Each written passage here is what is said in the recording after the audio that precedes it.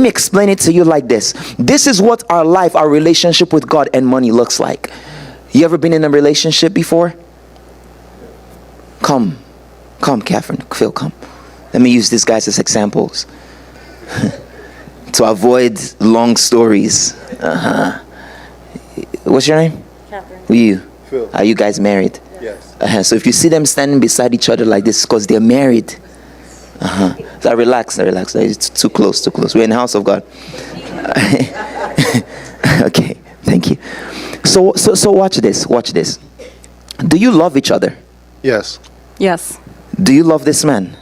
Yes. You love this woman? Yes. Blink twice if you're in trouble. Technically, you close your eyes. He blinked twice. 1, 2. Okay, so he's not in trouble. We could go so many places with this, but we're going to stay. How's it been with? What's it like being with a Haitian man? It's amazing. What's it like being with a Latino woman? Latina.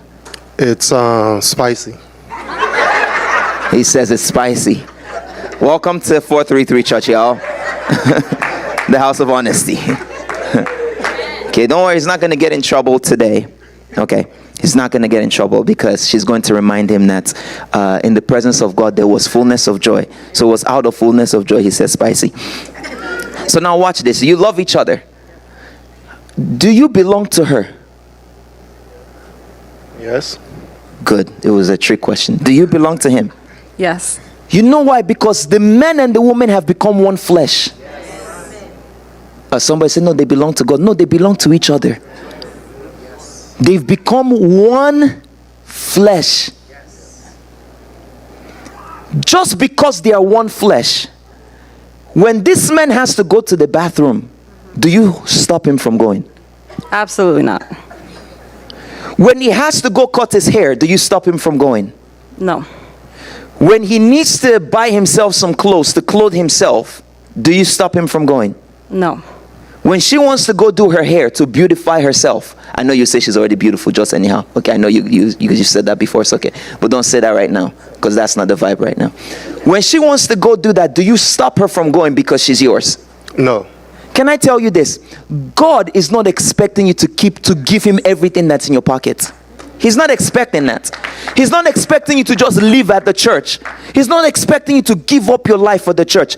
You can carry your cross and follow him even at home.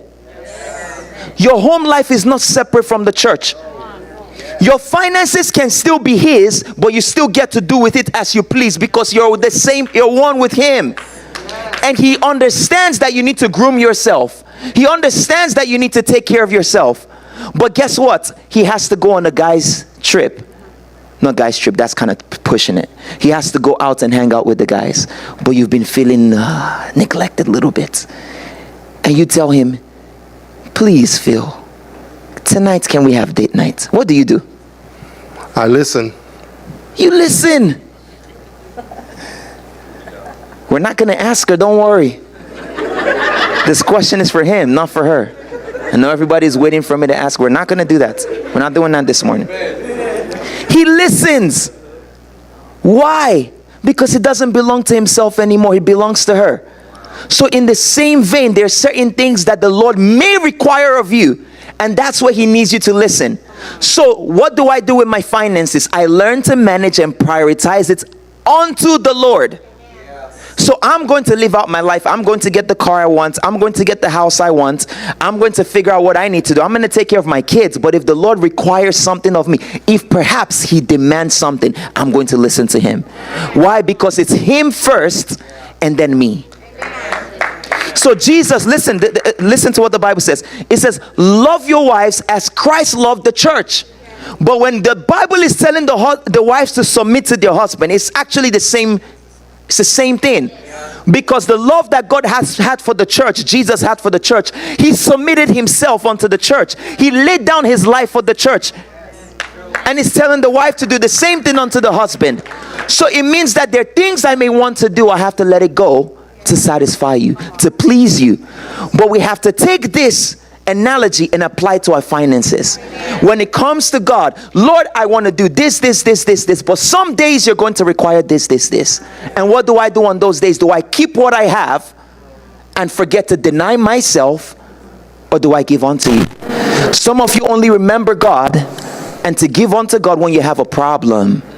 That's not a marriage, it's prostitution. Oh Lord, I need a healing in my body. My mother needs a healing. I'm going to give unto you. If you give us this healing, we're going to give you this cash. You think God needs your cash to heal you? He says healing is the children's bread. You don't need to pay for it. He's not going to heal you because you promised to give to him.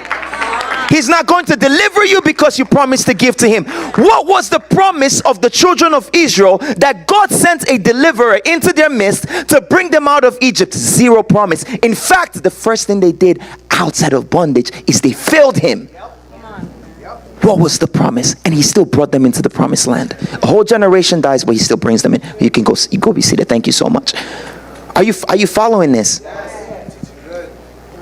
So you cannot disconnect your finances from God.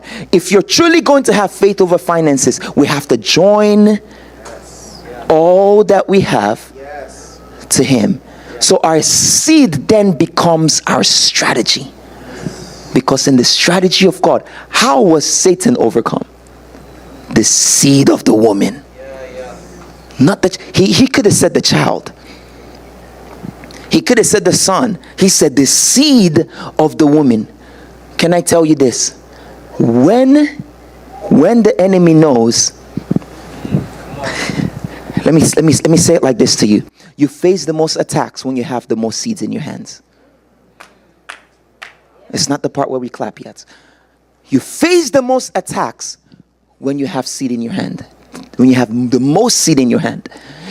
Check your life when you're going through an attack.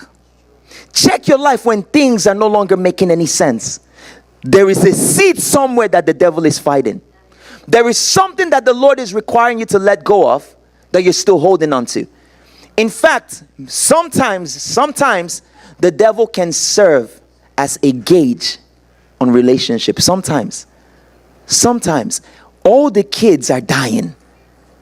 There is a decree to kill the children, sons. Herod has sent out the decree. Why is Herod sending out the decree? What is Herod after? Seed. It was a baby. It was a child. It wasn't even an adult. It wasn't a teenager. He was after the seed. The wise men from the east, what did they follow? Leading them to the seed. Look at how significant the seed is to God.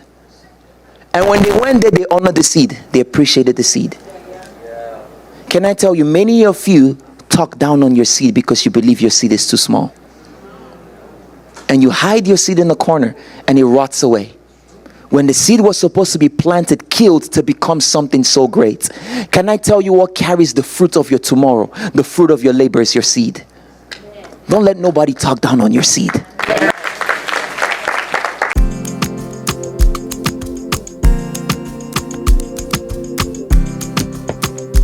No turning back.